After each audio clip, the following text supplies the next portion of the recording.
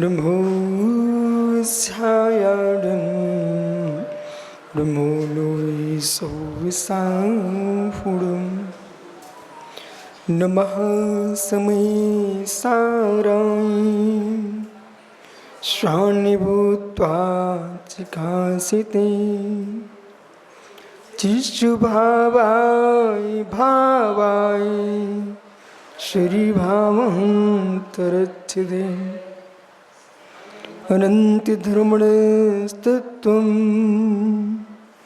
पश्यति पृथग् आत्मनः अनेकान्तिमयी मूर्तिं नित्यमयी प्रकाशताम् नमो रिहन्ताणं नमो सिद्धाणं नमो आहिर्याणं नमो छायाणं नमो लोय सौविसाहुण। पंच परमेष्टि भगवान की, एक जड़वान नेमिनाव स्वामी की, एक जड़वान महावीर स्वामी की, श्री भगवान कुंद कुंद स्वामी की, परम पूज्य आचार्य भगवान अमृतचंद्र स्वामी की, परम पूज्य आचार्य सुखचंद्र स्वामी की, परम पूज्य आचार्य विराग सागर जी मुनि महाराज की, अहिंसामय विश्व धर्म की।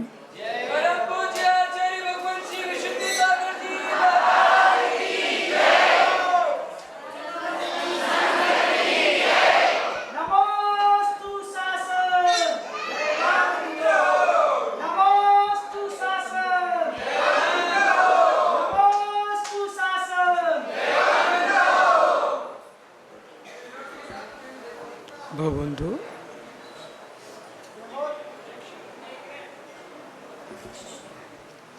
आचार्य भगवान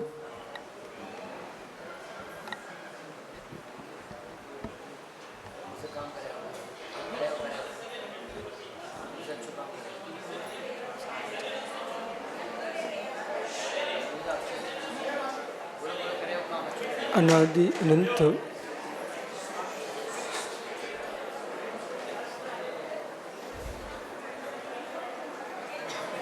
श्रवण परंपरा में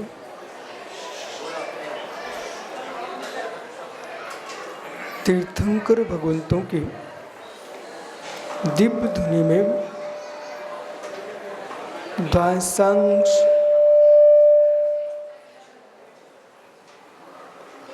श्रुत प्रकट हुआ। द्वादशांश श्रुत में आद प्रभात पूर्व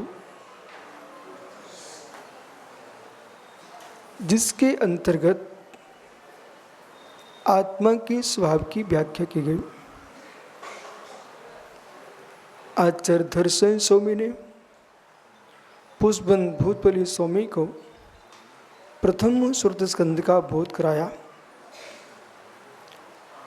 जिसके माध्यम से उन्होंने श्री षटखंडागम ग्रंथ की रचना की। षटखंडागम ग्रंथ के ऊपर कुंद कुंद स्वामी ने टीका लिखी। आचार्य कुंद कुंद स्वामी ने 84 पहाड़ ग्रंथों का सृजन किया। 84 पहाड़ ग्रंथों में द्वितीय श्रुत स्कंद पर आचार्य कुंद कुंद स्वामी ने अपनी लेखनी चलाई, जिसमें उन्होंने आद प्रभात पूर्व के अंश की व्याख्या की। समय सारजी ग्रंथ ये आद प्रभात पूर्व का अंश है। जब हमारे पास अंश इतना महत्वपूर्ण है, सर्वांगीण आद प्रभात पूर्व कितना गंभीर होगा। जैन दर्शन इतिहास पक्ष में प्रथमा योग की व्याख्या करता है। आचारांग में श्री मूलाचार्य और श्रावकाचार्य की व्याख्या करते हैं।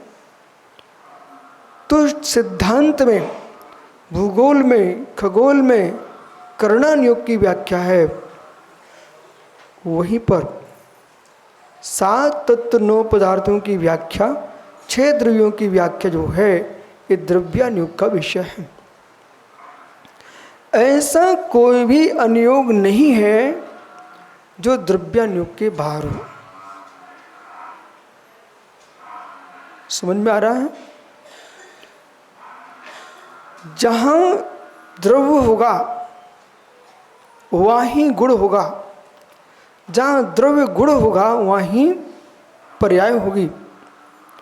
द्रव्य गुण पर्याय से बाहर जगती पर कोई वस्तु नहीं है। व्याख्यान कभी गुण की प्रधानता से होता है, व्याख्यान कभी पर्याय की प्रधानता से होता है, व्याख्यान कभी द्रव्य की प्रधानता से होता है। व्याख्यान में प्रधानता हो सकती है पर वस्तु तीनों का समूह है। गुण पर्यावत द्रव्यम, गुण पर्यावत द्रव्यम, गुणों से पर्याय से उसका नाम द्रव्य है।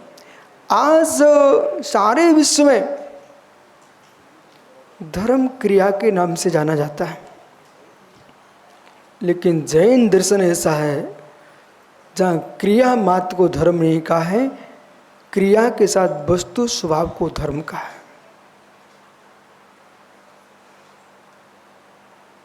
हमारी क्रिया भी वस्तु स्वभाव है। अणु परमाणु की व्याख्या करने वाला कोई धर्म है, उसका नाम जैन धर्म है। जो चाक्षुष है, जो आपको दिख रहा है, ये सब अणु की कृपा है। स्कंद जो है, जब भेद को प्राप्त होता है तो अणु हो जाता है। अणु जब संघात को प्राप्त होता तो स्कंद हो जाता है। जो कुछ तुमको दिख रहा है पुद्गल के बाहर कुछ भी नहीं है, और जो देखने वाले हैं वे जीव के बाहर कुछ भी नहीं है। आश्चर्य तो है, जो देखन आ रहा है वो दिख नहीं रहा है। समझिए, बोला इस नगर की भव्य जीव इतने सुंदर तीर्थंकर नवीना स्वामी, जिनकी मुद्रा ही समय सार झलका रही है। अवाक विसरण वपसा निरूपंत्य मोक्ष मार्ग, प्रभु मौन लिए हैं, प्रिय मोक्ष मार्ग का उपदेश दे रहे हैं। और इतनी आस्था समाज के अंदर, इतना विश्वास आपके अंदर तत्व के प्रति है, मुझे पूर्व में मालूम होता तो यहाँ बहुत लंबा समय मिलना चाहिए था।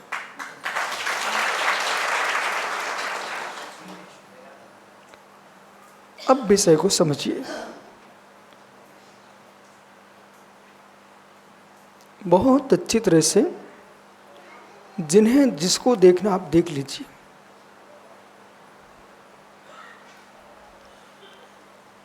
कर्नाटक में पहला गांव मुझे ऐसा मिला जहां आपके अध्यक्ष जी हमसे कहने आए, दादाजी, बोले गुरुजी समय सार सुनाना।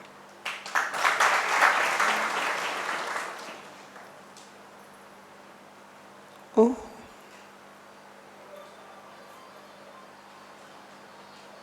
समय को समझने वाले लोग बहुत हैं, पर सार को समझने वाले लोग कम हैं। समय को समझने वाले लोग बहुत हैं, पर सार को समझने वाले लोग बहुत कम हैं। समय यानी आत्मा,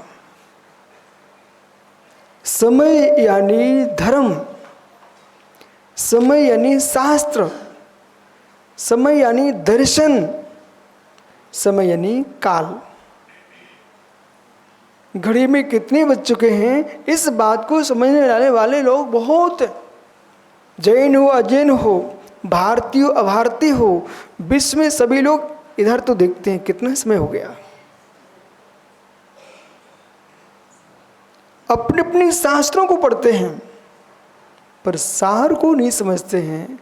समय समय नहीं है, समय समय नहीं है। जिस समय की व्याख्या समय सार ग्रंथ में है वो कालवाची नहीं है, वो संप्रदायवाची नहीं है, वो आत्मावाची है। और रत्नात्रय जिसका सार है, ऐसी आत्मा ही समय सार है। समय द्वासांग श्रुत, समय यानी आगम, आगम से युक्त जो निर्गंत मुनि की आत्मा है वही समय सार है। समय यानी रत्नत्रय धर्म, रत्नत्रय धर्म से युक्त जो आत्मा है वही समय सार है। समय यानी केवल ज्ञान, वो केवल ज्ञान से युक्त आत्मा अनंत परमात्मा ही समय सार है। समय यानी शून्य, समय यानी शून्य। संसार में कोई शक्तिमान वस्तु है तो शून्य ही है। ओ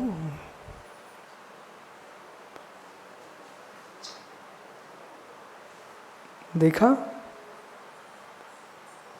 संसार में शक्तिमान वस्तु शून्य है। शून्य के नाम पर आप शून्य हो गए। शून्य, शरीर के शून्य ने आपको जन्म दिया है। शरीर के शून्य ने, समझिए, आपको जन्म दिया है। समझ में आ रहा है? शरीर के शून्य ने 7 धातु तुम्हारे शरीर में बनी है। अंतिम धातु आप समझते क्या है? एक शून्य है, वीर है। उस शून्य के नियोग से आपके शरीर का जन्म हुआ है।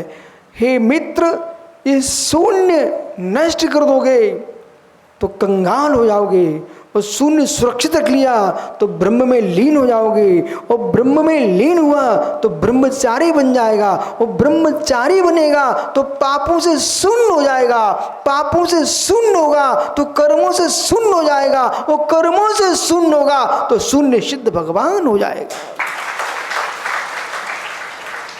यही समय सार है। नमः समय साराय, नमः समय साराय। सुनाई पड़ रहा है आप लोगों को? नमः समय साराय। स्वानुभूता चिकास्ते, वो कैसा समय सार है? स्वानुभूता चिकास्ते, जो स्वानुभूति से ही प्रकाशमान है। कैसा? कैसा? मुझे समझना, मंदिर को समझना, भगवान को समझना, कुटुंब परिवार को समझना, ये बहुत सरल है। मिस्र को समझना बहुत सरल है। बालक हिंदी समझता है? हिंदी समझता है? मित्र इधर देख, आपने साग खाई क्या? साग, साग, भाजी, भाजी खाई? सुनो, बरन, बरन, दाल, दाल खाई? तो अच्छे से बोलो ना बेटा, खाई है? ठीक। दाल का स्वाद कैसा था?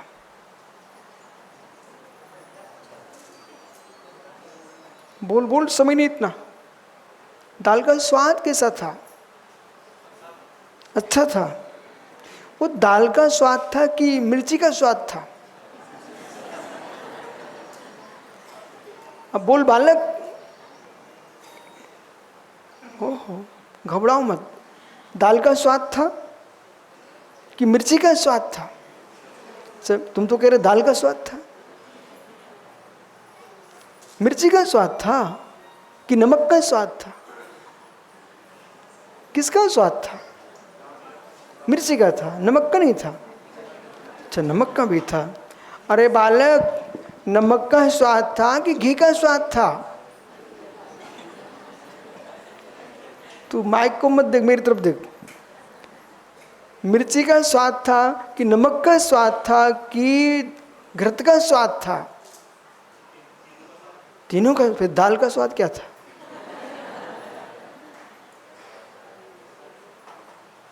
दाल का स्वाद क्या था? यहां पर जो तुमको सबसे ज्ञानी व्यक्ति दिख रहा है ना, उससे पूछ के आओ। बोले मेरे मिर्ची का स्वाद लिया, हमने नमक का स्वाद लिया, हमने घृत का स्वाद लिया, और मैंने गुरुजी ने पूछा दाल का स्वाद था, तो मैंने दाल का स्वाद बताया। उसमें 3 स्वाद आ गए, लेकिन दाल का स्वाद क्या था? दाल का स्वाद चखा? कैसा था?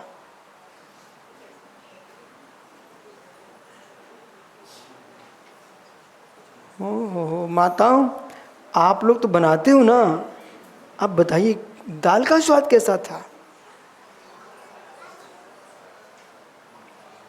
आज तक आपने किसी ने दाल का शुद्ध स्वाद ही नहीं चखा। बघार का स्वाद चखते रहे, मिर्ची का, नमक का, खटाई का स्वाद चख रहे, लेकिन शुद्ध दाल का स्वाद ही नहीं चखा। जब शुद्ध दाल का स्वाद नहीं चख पाए तो शुद्धात्मा का स्वाद कैसे चख सकते आप?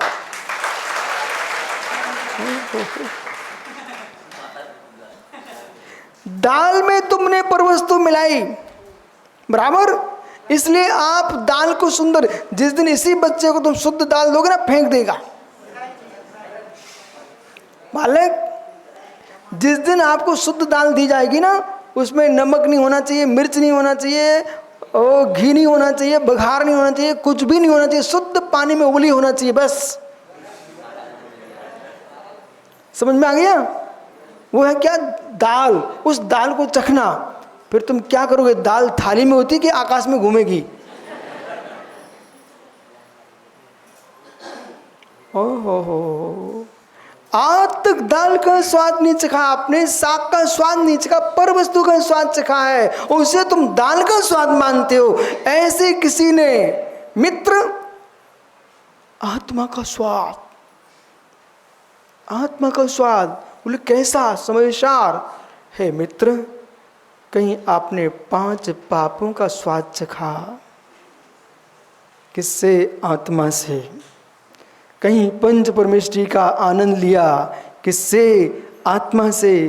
पाप अच्छे नहीं लगे तो परमेष्टि अच्छे लगने लग गए।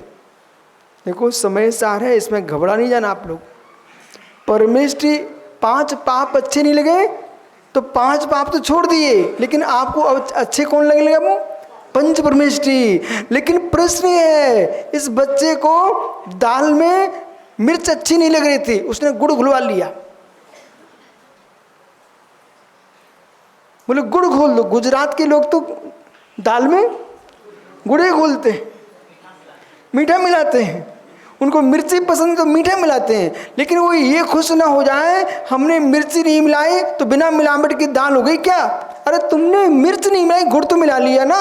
ऐसे आपने 5 पाप तो छोड़ दिए, पंच परमेष्टि को तो पकड़ लिया है। शुद्धात्मा में जो न 5 पाप होते न परमेष्टि होती है, वहां तो मात्र ज्ञायिक भाव होता है।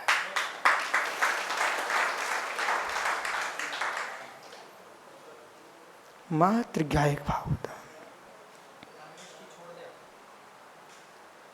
परंतु जब तक ज्ञायिक भाव में नहीं जा पा रहे हो, तब तक पंच परमेष्टि को मत छोड़ देना। नहीं तो मालूम चला, बोले महाराज जी आपने कहा है पंच परमेष्टि भी परवस्तु हैं। हाँ ये सत्य है, ये सत्य है, पंच परमेष्टि परवस्तु हैं। पंच परमेष्टि परवस्तु हैं, लेकिन वे छोड़ने योग्य नहीं है। कब तक?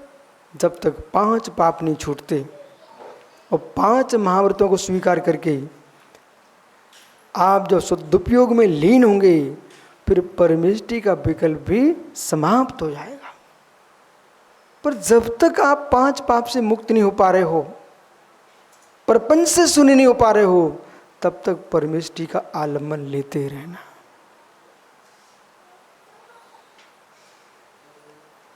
वैराग की ओर जाना चाहिए, वैराग की ओर जाना चाहिए। उस स्वयं से मिलो अब। हे प्रभु, आप भगवान का ध्यान करके भगवान बने। अक्षय भाई, जैन समाज को, जैन विद्वानों को, जैनाचार्यों को एक बात पर विशेष ध्यान देना पड़ेगा।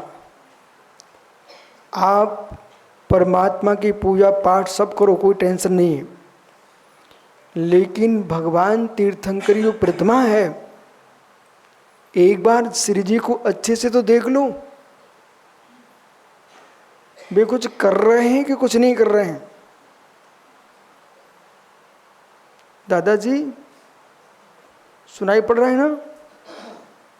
भगवान तीर्थंकर की प्रतिमा को तो देखो। आप लाखों बार नमोस्तु बोलिए। आप क्यों माताओं, भगवान ने एक बार आपको यूं हाथ से आशीर्वाद दिया क्या? गजब, ओह आश्चर्य। आप तो तैयार खड़े रहते, कोई यूं तो करे मैं तुरंत ऐसे कर दूं। और कुछ लोग तो ऐसे मिलेंगे, कोई नमस्कार ना भी कर तभी यूं करते रहते हैं। चलो, ओहो हो, नमोस्तु करना राग है तो आशीर्वाद देना भी राग है।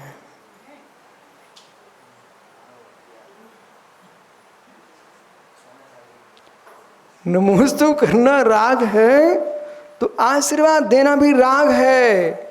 बिना राग के विवाह वंदना नहीं और बिना राग के आशीर्वाद नहीं। वीतरागी न आशीर्वाद देता है, न नमस्कार करता है, मुझे निज ब्रह्म में लीन होता है।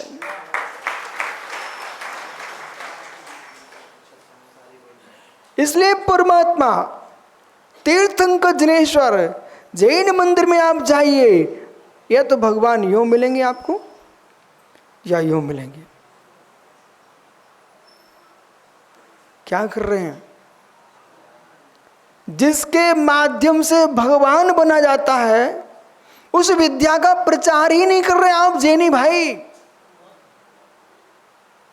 जिस विद्या से भगवान बना जाता है उस विद्या पर विचार ही नहीं है। पूजन पाठ का निषेध नहीं, वो तो करना ही चाहिए, आपको प्रतिदिन करना चाहिए, लेकिन ये भी तो विचार करो। हमने तपस्या की व्याख्या की, हमने आराधना की व्याख्या की, इस व्याख्या को भूल ही चुके कि भगवान किसके बल पर बनते हैं। सभी को समझ में आ रहा है? इतनी सुंदर हिंदी आपकी, पर मेरी कन्नड़ इल्ला। ठीक है, अब सुनिए। ओहो हो, भगवान की भक्ति करेगा जीव तो बोला स्वर्ग जाएगा। भगवान की भक्ति करेगा जीव तो तुम स्वर्ग ही जा पाओगे। और निज की आराधना करोगे तो स्वयं भगवान बन जाओ।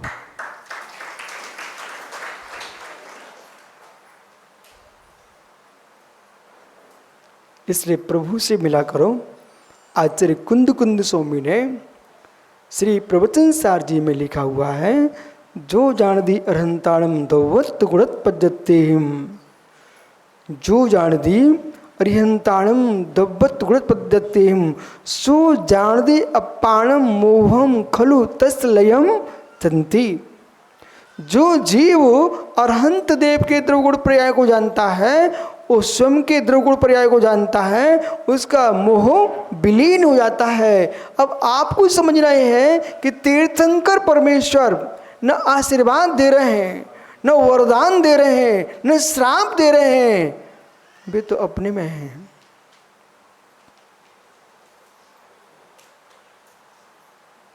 हो सकता है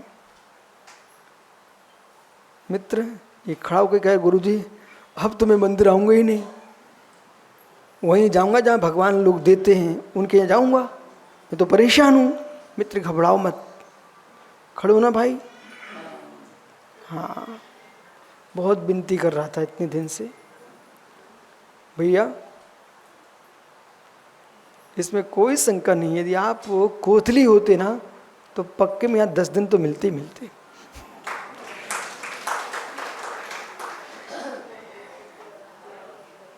भाई सुनो, आपके भगवान कुछ नहीं देते ऐसा हमने व्याख्यान कर दिया, आपने सुन लिया, ये सारे बच्चों ने, युवाओं ने सुन लिया, माता बहनों ने सुन लिया, वो कहीं कोई कष्ट में आ गया तो इनके मस्तिष्क में क्या चलेगा? अब तीर्थंकर भगवान तो कुछ देते नहीं, बीतराई कुछ देते नहीं, अब मैं वहां जाऊंगा जहां देते हैं। तो मालूम चला कि हमारे समय सार की व्याख्या सुन करके आपने जिनालय और खाली कर दिया और मिथ्यात्व में जाने प्रारंभ कर दिया। ऐसा नहीं, पहले पूरी बात सुनना। हमारे भगवान कैसे हैं? अग्नि जैसे हैं, घबराना नहीं। भगवान कैसे? अग्नि जैसे हैं। आप तो प्रश्न है, अग्नि ने आज तक किसी को पकाया क्या? बुद्धि से बोलना, दिमाग लगा करके। अग्नि ने आज तक किसी को पकाया क्या? ओहो, सभी देखो ज्ञानी लोग हैं इस नगर के, दिमाग लगाना, बुद्धि लगाना। पुनः प्रश्न है, भैया अग्नि ने किसी को पकाया क्या? उधर देखो वे सब लोग वो मना कर रहे हैं, आपका क्या विचार है?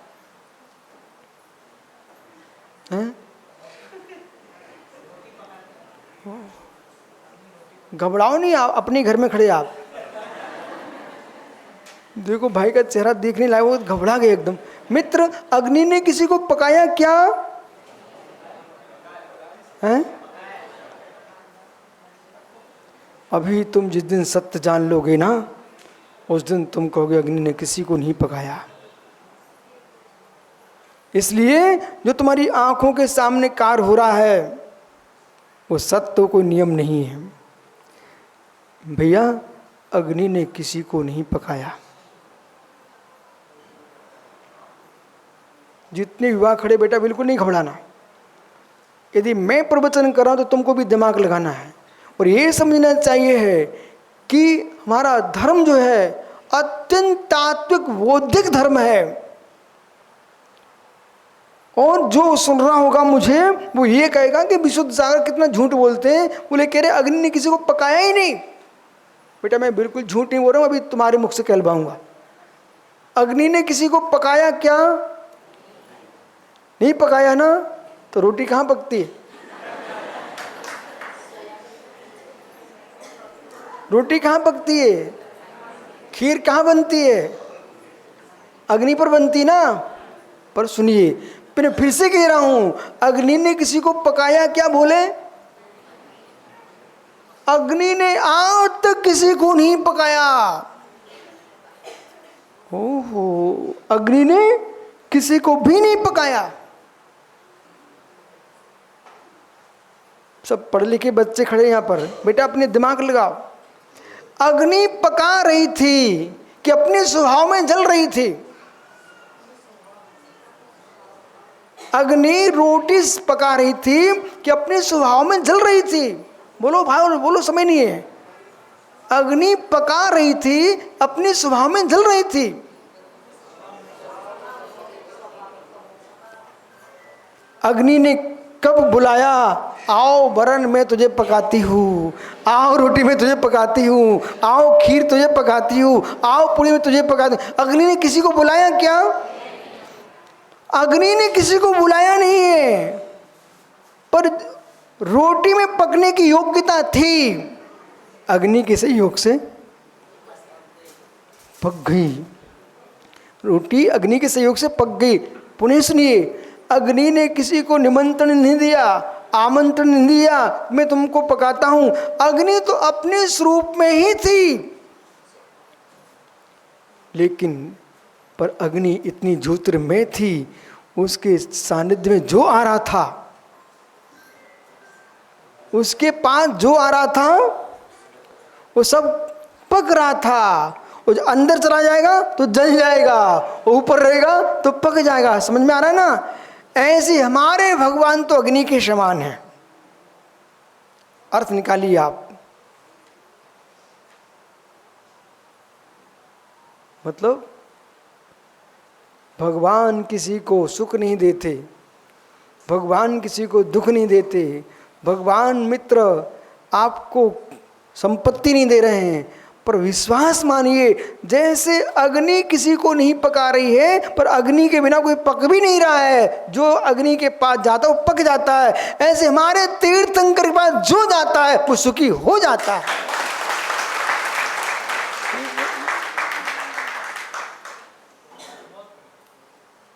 नहीं मानो जाके देखो आप। हो। अब कल्पना करो भैया, क्या नाम है आपका? शीतल ज्ञानी, तेरा नाम ही शीतल है। शीतल भाई, सब ये नगरवासी, कौन सा गांव? गुआर है, गुआर, गुगार। मित्र, जब आपके नगर में 26 मुंडराज आए, 26 मुंडराज आए, देखो युवा जो कभी सोचते नहीं होंगे महाराज पास जाने के लिए, वे सब खड़े खड़े देख रहे हैं आप, ये सब क्या हो रहा है? अपने से अपने सब मिल लेते, बोले हमारी उम्र के ना महाराज जी, तो सब देखने आए हैं। बालक शीतल भैया, जब 26 मुंडराज आए तो नगर का ये वातावरण है, तो 24,000 मुंडराज भद्रबाहु स्वामी के साथ जब दक्षिण भारत में विहार कर रहे होंगे तो क्या वातावरण होगा। और तीर्थंकर भगवान महावीर जब विहार कर रहे हो तो क्या आनंद आ रहा होगा। कुछ समय सार सुना जाता है, कुछ समय सार आंखों से देखा जाता है। बैठो भैया। आप लोग सुनने आए कि देखने आए हो? देखने नहीं आए, देखने भी आए। सुनने ही आए हो, देखने ही आए हो। गलत बोल रहे सब, एक भी सही नहीं बोल रहे। सुनने आए हो कि देखने आए हो? ईमानदारी से बोल रहे हैं, सुनने आए कि देखने आए हो? बोलो बोलो। दोनों सही नहीं बोल रहे हो। न सुनने आए न देखने आए, स्वयं का आनंद लूटने आए हो। क्यों आए? आपको अच्छा लग रहा है कि नहीं? अच्छा लग रहा है ना? क्यों, किससे लग रहा है? आपकी आत्मा से लग रहा है।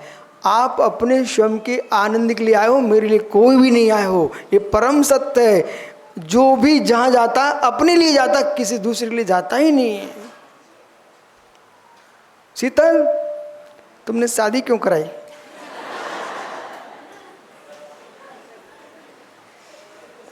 सही सही बोलना। आपने अपनी पत्नी के सुख के लिए शादी कराई कि अपने सुख के लिए कराई? बोल, ईमानदारी से बोल भाई। यदि आप नहीं बता, वो हमारे दादाजी बैठे ना, जिन्हें आप कल लेके आओ, उनसे पूछ क्या, उनसे पूछ क्या हो, दादाजी आप बता दो, मेरी समझ में नहीं आ रही है कि मैंने शादी अपनी पत्नी के सुख के लिए की कि अपने सुख के लिए की? ये पूछ कर जल्दी जाओ, समय नहीं है। शीतल जल्दी जाओ। शीतल, आपने शादी क्यों की? अपने सुख के लिए। बताओ, इतनी देर लगी आपको? मतलब आपने शादी अपने सुख के लिए, उसको तुमको कपड़ा लाना पड़ते हैं, सब सामान लाना पड़ता है, कितनी घर में मेहनत करना पड़ती है, व्यापार करना पड़ता है, और कहते क्या घर में जाके, देखो तुम्हारे पीछे हमको इतनी मेहनत करना पड़ती है। ऐसा बोलते कि नहीं बोलते हो? पर सत्य क्या है? आप अपने बेटे की मां के लिए परेशान हो कि अपने लिए अपने सुख के लिए कर रहे हो?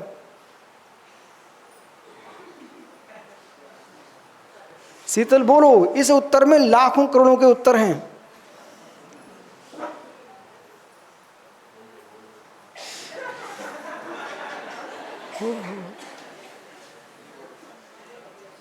कुछ कह ही नहीं रहा भाई। अपने सुख के लिए शादी की आपने, कि आपने अपने बेटे की मां के सुख के लिए शादी की है?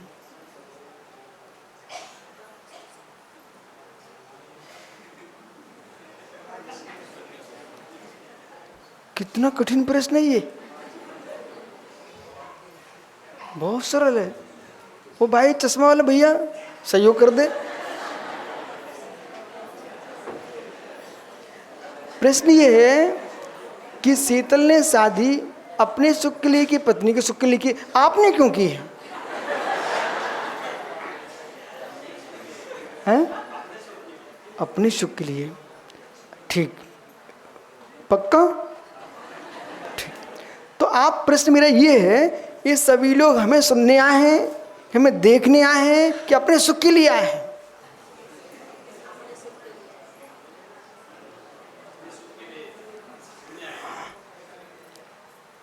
शीतल, भाई क्या बोल रहा है? जितना तुम कष्ट सहन कर रहे हो ना, ये पत्नी के सुख के लिए नहीं कर रहे हो, अपने सुख के लिए कर रहे हो। दूसरे को सुख मिल जाए सो अच्छी बात है, पर वो भी तुम्हारे लिए नहीं आई, ध्यान रखिए आप। नहीं तुम सोचो कि दूसरे की बेटी हमारे घर में रोटी बनाने आई है, भूल जाइए, वो भी अपने सुख के लिए आई है। संसार में कोई दूसरे के सुख के लिए आता ही नहीं है, सब अपने सुख के लिए आते हैं। यदि ये महाराज लोग हैं ना, ये हमसे कहें गुरुजी हम आपके सहयोग के लिए आए हैं, अरे बातें भूल जाओ, कोई किसी के सहयोग के लिए ना आए, तुमको यहाँ अच्छा लग रहा है इसलिए आए हो। मेरे से कोई कहे कि इतनी मेहनत कर रहे हैं आप, इनको दीक्षा दे रहे हैं, अरे ये सब व्यर्थ की बातें हैं, मुझे भी अच्छा लग रहा है इनको दीक्षा देने में, से तो दीक्षा दिए। सत्य संसार में अपने लिए दुनिया करती है, दुनिया के लिए कोई कुछ नहीं करता है। उसमें व्यवहार में कह दिया जाता है कि दूसरे के लिए कर रहे हैं। अब सुनो ध्यान से, भ्रम में नहीं पढ़ना। तुम्हारा स्वामी कहे कि हे देवी तेरे लिए कर रहा हूँ, कि नहीं बातें भूल जाओ, मैं गुरुजी का प्रवचन सुन के आ रहा हूँ, ये सब व्यर्थ की बातें हैं। अपने सुख के लिए कर रहे हैं, अपने सुख के लिए, वो अपने इंद्रिय सुख के लिए जगत में तुम डूबे हो। और जिस दिन आत्म सुख की बात सोच लोगे, उस दिन घर का छोड़ करके निज घर की ओर चल दोगे। फिर समय सार गूंजेगा, नमः समय साराय स्वान भूत्वा चिकासे जिस स्वभावाय भावाय सर्वभावांतरच्छते, सर्वभावांतरच्छते, मैं संपूर्ण पर भावों से शून्य। फिर मेरे में कोई नहीं है, मेरे में कोई नहीं है और मैं किसी में नहीं हूं। फिर सूत्र अपने आप गूंजेगा, जो है सो है, जीव अजीव दृष्टि। शीतल ने निर्णय करके बता दिया, वो भाई ने और सहयोग कर दिया कि मैं तुम्हारे सुख के लिए नहीं हूँ। शीतल बराबर बराबर माँ, एक कोई माँ बोल दो, आप अपने पति के घर में उसको सुख देने आए हो कि अपने सुख के लिए आए हो? जरा जोर से बोल दो ना, देख लो ज्ञानी हो, समझ लो ध्यान से, ये लोग भी अपने सुख के लिए आए। लेकिन ये सत्य शीतल तुमसे भाग्यवान तुम्हारी पत्नी है। क्यों? तुम जैसा नौकर उनको ईमानदार मिला है, वो घर की मालकिन बन के रहती है, तुम काम करते हो। अब बोलिए कौन किसके सुख के लिए आया है? अपने अपने सुख के लिए ये संसार चल रहा है, ठीक है? अपने अपने इंद्रिय सुख के लिए संसार चल रहा है। और जिस दिन ये समझ में आ जाएगा ये सुख नहीं है, ये सुख नहीं है। युवाओं बेटा सुनो ध्यान से, जिस दिन आपसे कोई गलत काम हो जाए, सुनाई पड़ रहा है क्या? जिस दिन तुमसे कोई गलत काम हो जाए, उस दिन आपको कितना अच्छा लगता है? जिस दिन आपसे गलत काम हो जाए उस दिन तुमको कितना अच्छा लगता है बेटा? अच्छा लगता है? नहीं लगता? जिस दिन व्यक्ति को मालूम चल जाए कि हमसे गलत हो गया है, उस दिन तुम घर में नहीं रह पाओगे। जिस दिन बोध हो जाए हमसे गलत हो गया है, उस दिन आप एक पल भी घर में नहीं ठहर पाओगे। अभी आपको बोध नहीं हो पा रहा है कि हमसे गलत हो रहा है।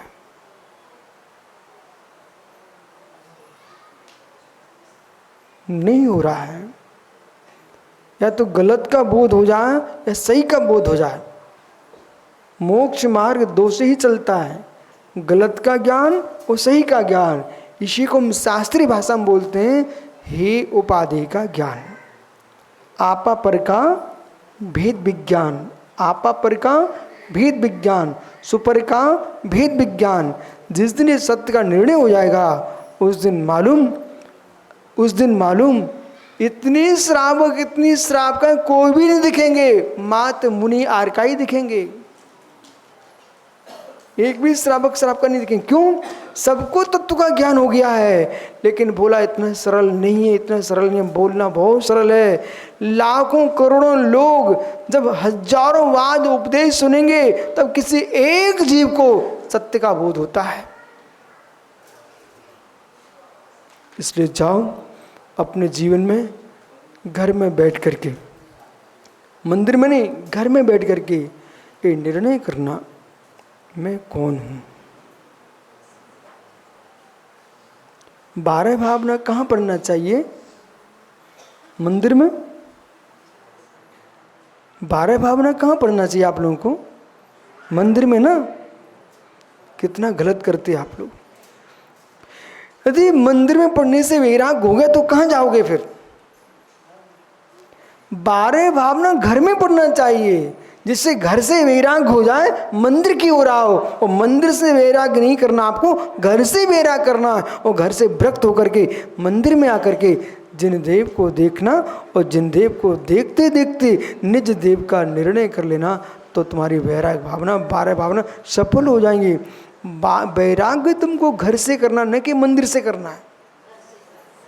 लेकिन आप तो कहते सब कुछ मंदिर में ही करूँगा। ऐसा नहीं है, आपको धर्म करने के लिए समय नहीं है। घर में काम करते करते 12 भावना पढ़ लेना चाहिए।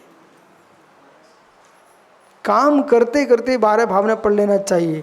और कार्य करते करते कहीं अंदर का भेद विज्ञान जग गया, तो आपको सोचने में पड़ जाएगा, एक बार की झाड़ू लगाने में कितने जीवों की हत्या हो जाती है।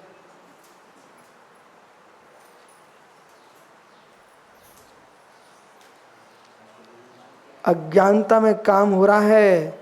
जिस दिन सोचो हाथ में झाड़ू लेना, और फिर देखना चींटियां घूम रही हैं, कीड़े घूम रहे हैं, बरसात का मौसम चलने वाला है।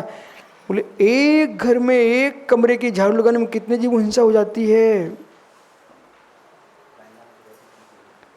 एक झाड़ू लगाने में कितनी हिंसा हो जाती है। माँ समझ रही कि नहीं समझ रहे हो जाती ना। और जैसे ही आपने निर्णय हो, मकान की सफाई के पीछे मेरी आत्मा गंदी हो रही है, मकान की सफाई के पीछे मेरी आत्मा गंदी हो रही है, और एक झाड़ू लगाने में इतनी हिंसा हो रही है, वो कहीं अंदर भीतर चला गया ना विषय, फिर झाड़ू छूट जाएगी और पिच्ची हाथ में आ जाएगी।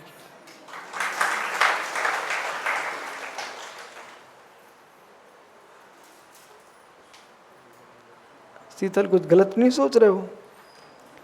बोले महाराज इसलिए थोड़े बुला के लाए थे, तुम सबको पीछे दिला दोगे, मेरे घर का क्या होगा? भाई इतना सरल नहीं है। और सिगरेट की डिब्बी पर लिखा रहता है,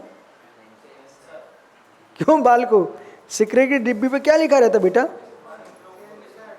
है क्या लिखा बेटा? स्वास्थ्य के लिए हानिकारक है। फिर भी बेचारे पढ़ने के बाद भी अब आगे पीते हैं। बराबर। ऐसे में कितनी समझा लूँगा इनको। सिगरेट की डिब्बी पर लिखा है स्वास्थ्य के लिए हानिकारक, फिर भी छोड़ते नहीं है। मैं समझा रहा हूँ, एक बार की झाड़ू लगाने में कितनी हिंसा हो जाती है। फिर ये सब माता गुरुजी झाड़ू छोड़ो, अभी पोंछा लगाने जा रही हूँ। कम से कम इतना ध्यान रखना, समय सार आप सुन रहे हो तो समय सार का मतलब एक ग्रंथ माँ समय सार नहीं है, वो चीटी भी समय सार है। उसमें आत्मा है कि नहीं है? तो अब अभी तक आपने बिना देखे झाड़ू मार दिए, कम से कम जीवों को देख लेना, उनकी हिंसा न हो जाए।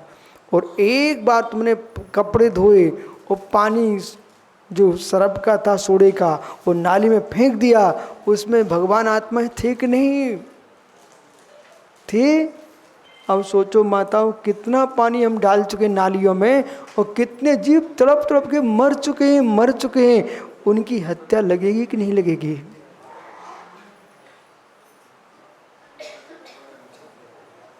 इसलिए समय सार में जाने के पूर्व श्रावकाचार में जाना ही पड़ेगा। समय सार में जाने के पूर्व मूलाचार में जाना ही पड़ेगा। तब आप कह पाएंगे धन्ना ते भगवंता वे निर्गंत तपोधन धन्य हो, जो धूप से छाँव में धूप में आने पर भी पीछे से मार्जन कर रहे हैं, हमारे माध्यम से किसी भगवान आत्मा को कष्ट ना हो जाए। जाओ, घर नहीं जाना क्या? देखो शीतल, ऐसे भी दिन आए हैं आपको कहना पड़ा भाई बैठो बैठो प्रवचन सुनो। ये लोग हल्ला करते थे और मैं कह रहा हूँ घर जाओ, सो जा नहीं रहे।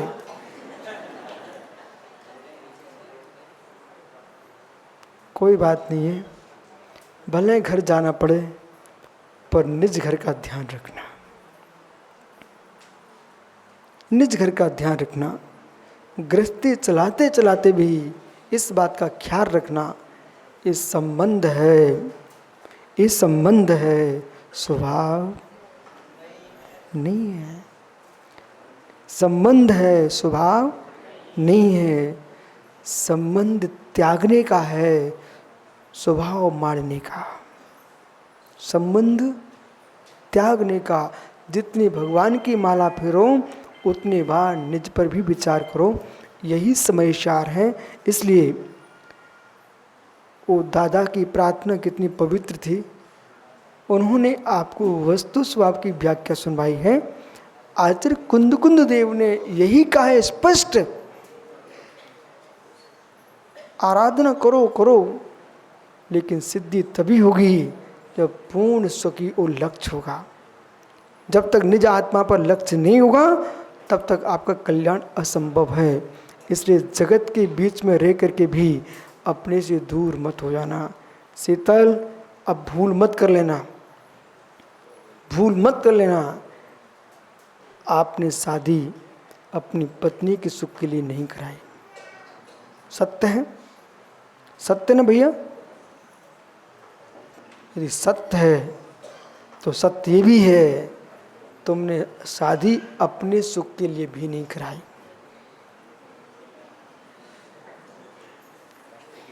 अब बोलिए कुछ।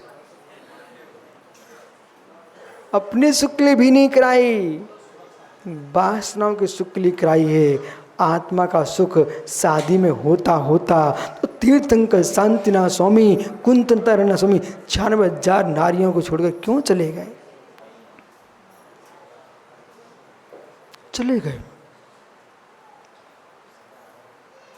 गए। जिस दिन सच्चे सुख का बोध हो जाएगा, उस दिन आपको समय सार दिखना प्रारंभ हो जाएगा। फिर आप कहोगे जीव अजीव विवेका। समय सार का मूल सूत्र है जीव विवेका।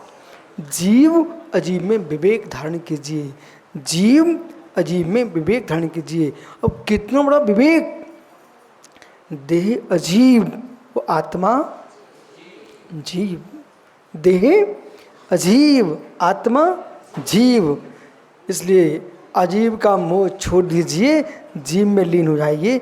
यही समय सार है। शेष आगे विचार करेंगे। आपका समय हो गया। आत्मा स्वभावम परिभाव भिन्नम, आत्मा स्वभावम परिभाव भिन्न, आत्मा का स्वभाव प्रभाव से अत्यंत भिन्न महावीर स्वामी की